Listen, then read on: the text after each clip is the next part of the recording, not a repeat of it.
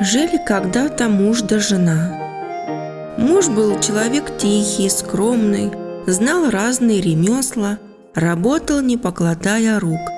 И жили они так себе понемногу, ни шатка, ни валка. Однако время и заботы посеребрили его волосы и бороду так, что он в свои 40 лет выглядел глубоким стариком. В один из дней жена его собралась в баню. Пришла туда, а там необыкновенная суетня. Что такое?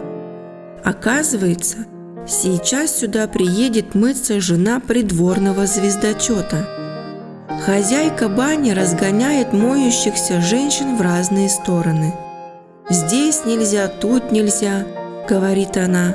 И вот под музыку и пение прибывает в баню жена придворного звездочета с целой свитой женщин. Само собой понятно, что хозяйка бани в надежде сорвать побольше денег не знает, куда только усадить ее, и показывает ей разные почести. Жена этого человека была крайне всем этим обижена. Тем не менее, она честь честью помылась в бане, а затем пришла домой и вечеру заявляет своему мужу: «Вот что, муженек, либо стань придворным звездочетом, либо меня оставь». «Помилуй, жена», – отвечает он, – «я ведь и писать-то не умею.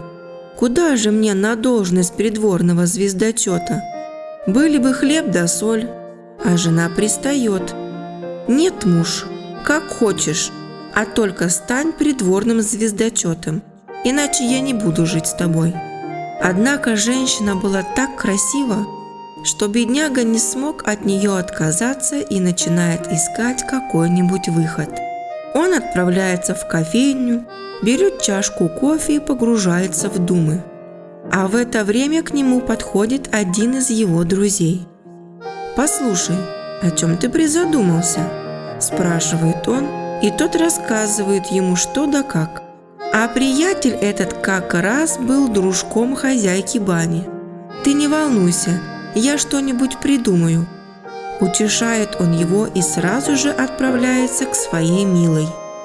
Когда он рассказал ей обо всем, она и говорит: «Пусть этот человек придет в такой-то день к бане, сядет напротив, разложит перед собой кожу, на ней бумагу, перо, чернильницу и другие вещи, а затем пусть начинает чертить и писать, будто он гадатель. Мы его дело устроим». Как только она это сказала, приятель идет и сообщает тому человеку. А бедняга не то что писать, не знает, как и перо-то держать в руке.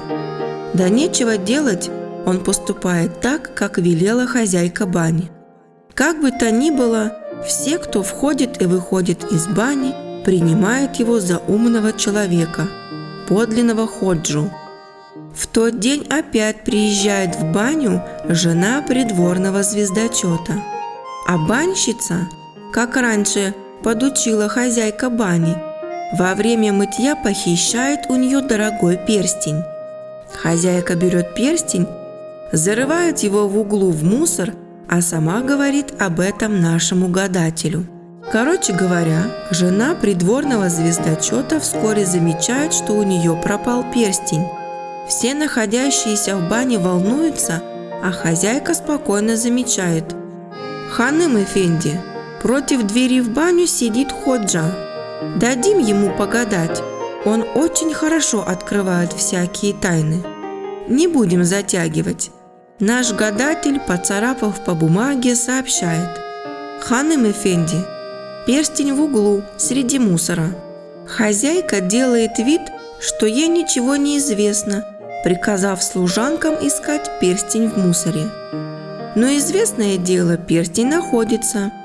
Ходже дают дорогие подарки, он радостно идет домой, но жена ничего не хочет, кроме должности звездочета. Прошло сколько-то дней после этого, и вдруг во дворце у султан-ханым пропадает перстень, а украла его одна из невольниц. Ищут его и там, и сям, не находят. А как раз в тот день приходит во дворец к султанше жена придворного звездочета. Услыхав, что у султанши пропал перстень, она говорит: «У меня тоже как-то раз пропал перстень, но один ходжа сразу же указал, где он. Это очень знающий человек, прикажите его привести», и указывает, где его можно найти.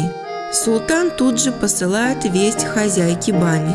А наш бедняга так боялся своей жены, что все дни проводил у бани. И вдруг приходят придворцовые люди и забирают его.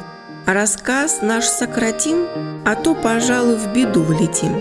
Султанша приказывает: «Эй, ходжа, найди-ка мой перстень, срок тебе до утра.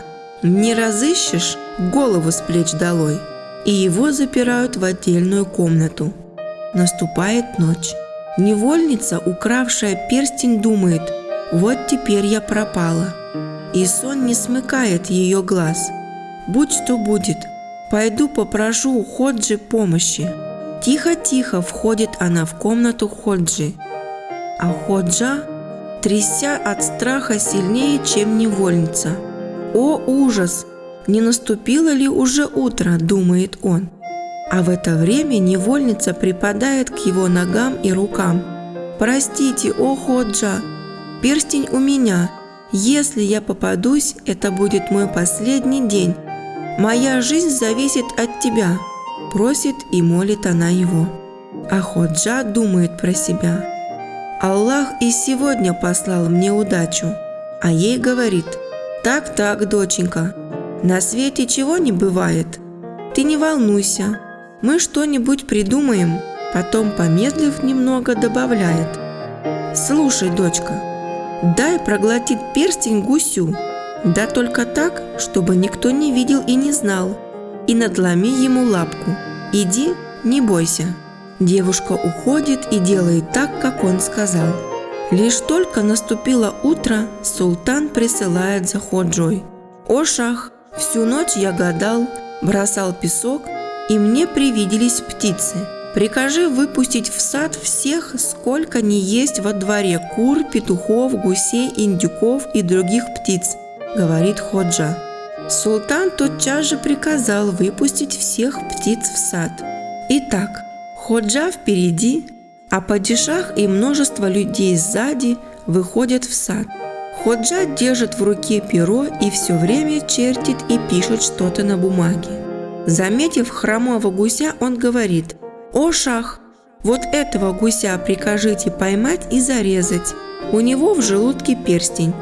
И вот гуся того хватают, режут, из желудка его выпадает перстень, и все замирают от удивления. А потом султан, прогуливаясь по саду, поймал кузнечика. «Ну-ка, ходжа, что у меня в руке, узнай-ка», – спрашивает он, а у хаджи от испуга перехватило дыхание.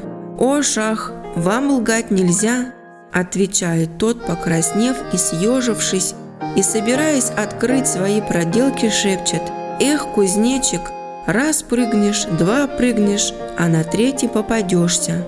Султан разжимает руку, а там оказывается кузнечик. Все захлопали в ладоши, а ходжа сам себе удивился. Султану все это очень понравилось. «И бывает же столько мудрости», – говорит он. Тотчас делает ходжу своим придворным звездочетом, жалует разными подарками, а жена его достигает исполнения своего желания. Аудиорассказы от Эдемы Элай.